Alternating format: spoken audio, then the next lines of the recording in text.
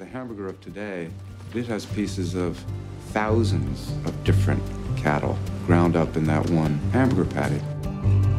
The odds increase exponentially that one of those animals was carrying a dangerous pathogen. It's remarkable how toothless our regulatory agencies are when you look closely at it, and that's how the industry wants it.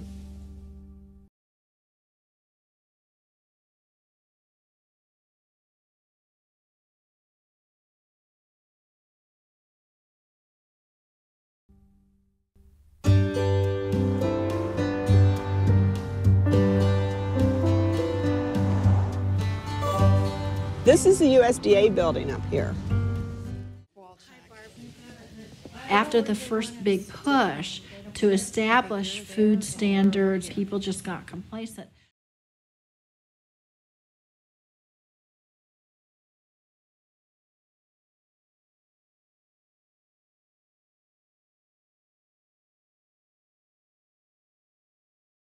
We reduced funding for the FDA. We relied increasingly on self-policing for all of these industries. And now we just have really lost our system. In July 2001, our family took a vacation.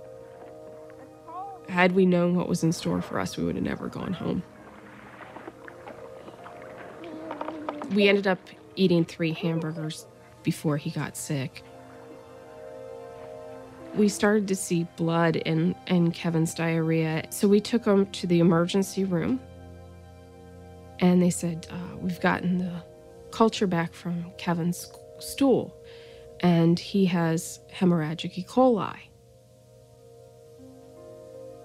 They came in and informed us that Kevin's kidneys were starting to fail.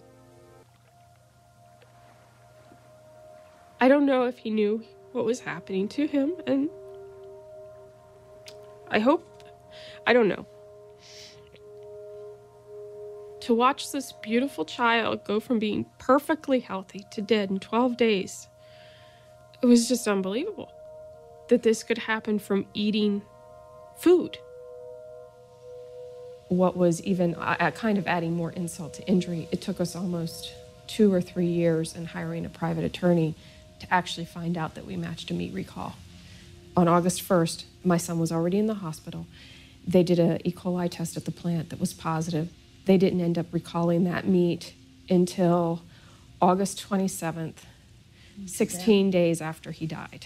We put faith in our government to protect us, and we're not being protected at a most basic level.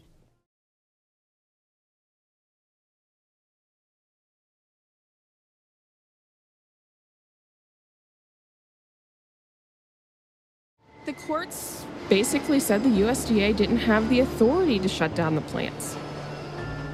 What it meant was that, you could have a pound of meat or poultry products that is a petri dish of salmonella, and the USDA really can't do anything about it. But I also know that there are other players, in the food production chain that tend to worry about that because it's going to be seen as an add-on to their costs. Sometimes it does feel like industry was more protected than my son. In the past year alone, there have been a multitude of foodborne illness outbreaks which have resulted in significant losses. Clearly, our current approach to food oversight and protection is not meeting the needs of American families. It will be 7 years since my son died. All I wanted the company to do was say, we're sorry we produced this defective product that killed your child, and this is what we're going to do to make sure it doesn't happen again. That's all we wanted, and they couldn't give us that.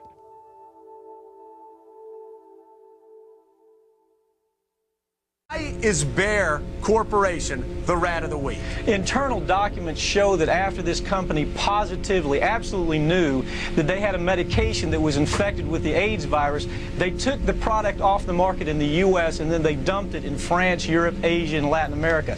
The medicine's called Factorate. It was an injection medicine that was used for hemophiliacs, mostly children. Children had been born with an incurable disease. Hold on, Mike. So hold on. So you're telling me that Bayer knew that this drug was infected with the AIDS virus. They yanked it from the market in America, and then they dumped it in markets overseas? They had to figure out a way, Joe, to make a profit on a product that they could not sell in America. So they made a huge profit. They dropped the product in Japan, Spain, and France.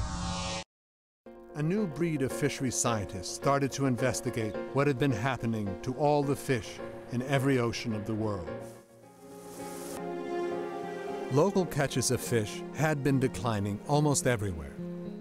But what puzzled the scientists in 2001 was that the total world catch kept going up and up. Makes sense. Daniel Pauly, a leading expert in global fishing, was asked by the United Nations Food and Agriculture Organization to investigate this mystery. It was when Pauly and his colleagues looked at the reported catches from China that they found their answer. For every part of the world, the reporting was right, except for Chinese waters. When Daniel Pauly came to this department and he said, I think they're wrong. I said, what do you mean they're wrong? He said, well, it can't be that China's catching that much. The Chinese figures could not be right. They were just made up. They were made up by communist officials who only got preferment